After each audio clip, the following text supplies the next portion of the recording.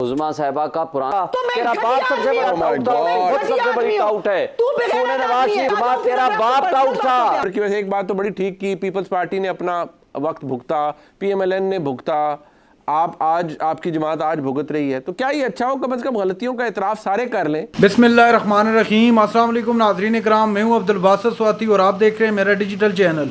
नाज़रीन इकराम, पहले आप ये वीडियो देखिए फिर इस पर डिटेल में बात करते हैं। कि उज़मा साहिबा का पुराना आप क्लिप उठा ले, ये कह रही है मैं किसी को गद्दार नहीं कहती। इन्होंने तो नवाज शरीफ को सबसे बड़ा गद्दार कहा हुआ है। इन्होंने कहा है वो रा का एजेंट है। मैं अभी आपको भेजता हूँ। बात यह है कि अपने किसी बात पे कायम रहा करें। दूसरी बात मुझे बताएं, इन्होंने तो वोट को इज्जत दो का नारा लेके बूट को इज्जत दो का नारा खुद उठा लिया। आज आप कहते हो 70% जिसकी पॉपुलैरिटी है पीटीआई की गैलप सर्वे लेटेस्ट के मुताबिक और इमरान खान की, इस वक्त रेजोल्यूशन क्या है, आपका हल क्या है? आप मुझे बताएं कि ये तो नवाज शरीफ साहब कई दफा डीलें की हैं, ये कोई लीडर इसको आप मानते हैं? वो तो डीलर है, डील करके आता है। इमरान खान साहब कैसे इक़्तिदार में आए थे? भूट को इज्जत दो की बात आपने की, क्या आपकी जमात ने भूट को इज्जत नहीं दी? मैं ब्लंटली पूछ रहा हूं आपसे, क्या आपने नहीं दी 2018 में? नहीं, बिल्कुल नहीं दी, नहीं दी। आज भी हम नहीं देना चाहते, नहीं दी, लेकिन बिल्कुल नहीं दी। हम ये कहते हैं सियासत को सियासी मैदान में लड़ा जाए। अच्छा, आप सियासत को वो तर्ज अमल जो इन्होंने आज अडॉप्ट कर रखा है वो गलत है। अच्छा, वैसे आप मुल्क को तबाह और बर्बाद कर, मुझे हंसी इस बात पर आ रही है कि जितने मजे से ना कानून को जितने किसी ने जुर्म किया है, मुझे बताएं कि क्या इमरान खान साहब ने साबिक DGISI फैज हमीद साहब की खिदमात नहीं ली अपने सियासी मुखालफिन को टारगेट करने के लिए? क्या जस्टिस जावेद इकबाल जो कि चेयरमैन नैब थे उनको ब्लैकमेल करके अपने सियासी मुखालफिन के खिलाफ नहीं इस्तेमाल किया गया? तो ये बूट को इज्जत तो मेरे सारों ने दी। अदर भाई मैं आ रहा हूँ, एक सेकंड, मेरा जवाब ले लें। जी, जो चेयरमैन नैब को अपॉइंटिंग अथॉरिटी थी वो नवाज शरीफ साहब ने लगाई थी। अच्छा। और जो चेयरमैन नैब इस वक्त भी वो कमीशन के सरबराह हैं वो शहबाज शरीफ साहब ने लगाई। बिल्कुल ठीक है। वो माशाल्लाह बैठे हुए हैं। वो किन की आशीर्वाद से? वो जो थे, जो कराने वाले थे वो अलग थे। मुझे बता दें कोई एक बंदा इनका उठा करके बंद कर दिया हो? बिल्कुल ठीक। सदाकत अब्बासी के साथ क्या सर वक्त आप ओवर टाइम चलेंगे, मेरे थ्रेट किया जा रहा है। अज़मा बुखारी साहब आप रिबटल दे दें क्योंकि आप जो कहना चाह रही है अतर साहब का पॉइंट अदालत में पेश करो। जी अज़मा साहिबा। देखिए, पहले तो गुजारिश ये है कि मेरे अंदर इतना ज़र्फ और इतनी मेरे अंदर ये मौजूद है कर्टसी कि मैंने अपने इस बयान के ऊपर कई दफ़ा माफ़ी मांगी और मैंने कहा कि ये गलत था, मुझे नहीं कहना चाहिए था। बट बात यह है कि क्या इमरान खान से किसी बात में माफ़ी मंगवा सकते हैं आप? फवाद चौधरी ने तो पता आपको बनी गाला के बारे में क्या क्या कहा हुआ है जब वो आपके तर्जमान नहीं थे। वो मनशियात का माजगा है और PTI वालों को तो उन्होंने कुत्ते से तशबीह दी हुई थी। तो मेहरबानी कीजिएगा उनसे किसी वक्त माफ़ी दिलवा लीजिएगा। मेरे बड़ी तकलीफ होती है आपको बार बार। दूसरी बात यह कि जो कुरान पाक को बीच में लाने का जो एक इन्होंने इशू शुरू किया है, मैं शुएब शाहीन साहब और अतर काज़मी साहब दोनों को चैलेंज करती हूँ, एक बयान इमरान खान से कुरान के ऊपर दिला दें कि वो ये सब साजिश उसने प्लान नहीं की थी। आसिम मुनीर साहब को वो नहीं रोकना चाहता था और रोकने के बाद आपको याद होगा कि मैं और सदर अलवी खेलेंगे समरी के ऊपर। वो सदर अलवी बेचारे टांगों पे खड़े नहीं हुए, वो नहीं खेल सके।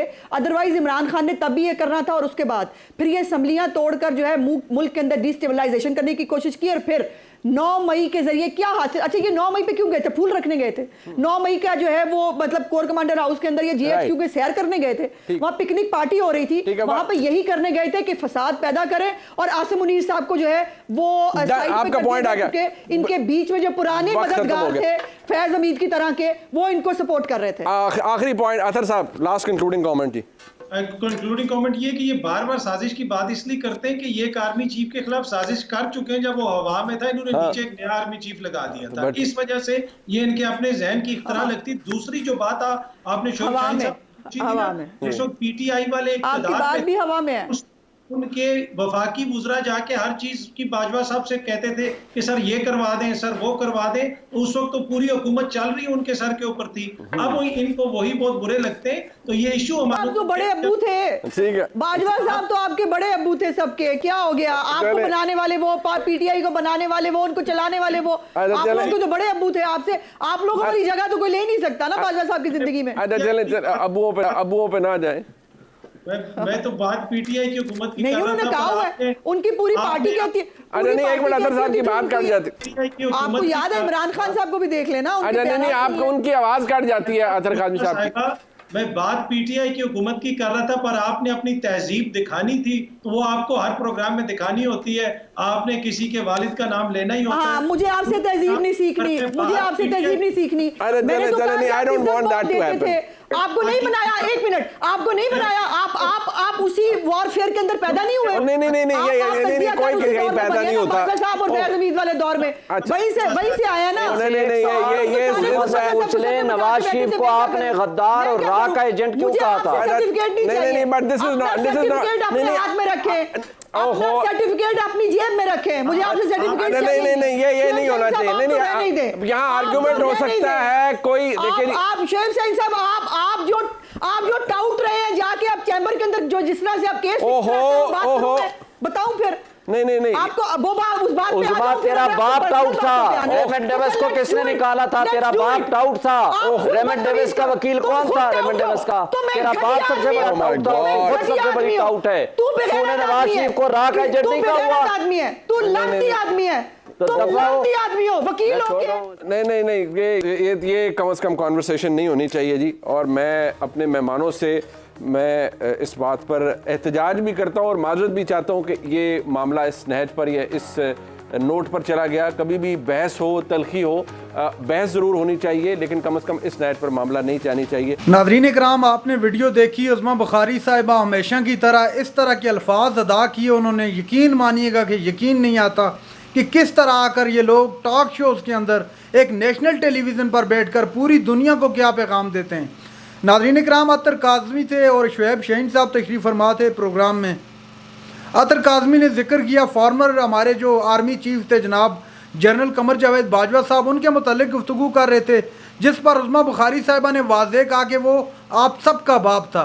अब इस तरह की गुफ्तगू आप नेशनल टेलीविज़न पर बैठ के करेंगे?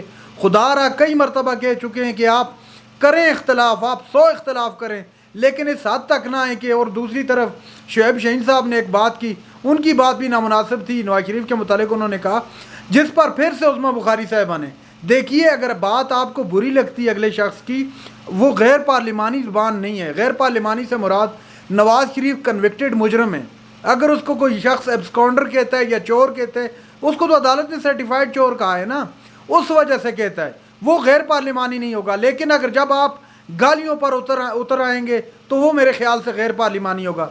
मैं इस हक में नहीं हूँ कि नवाज शरीफ को कहना चाहिए या किसी भी लीडर को कहना चाहिए इस तरह के, वो इस तरह का बंदा है, लेकिन हरगिज़ इसका मतलब ये नहीं है अगर अगले शख्स ने वो कह दिए तो आप उसका जवाब गाली से दें, ईंट का जवाब पत्थर से दें। इस तरह नहीं होता है। आप नेशनल टेलीविज़न पर बैठे हैं, आप ज़िम्मेदार लोग हैं, आप ज़िम्मेदारी का सबूत दें।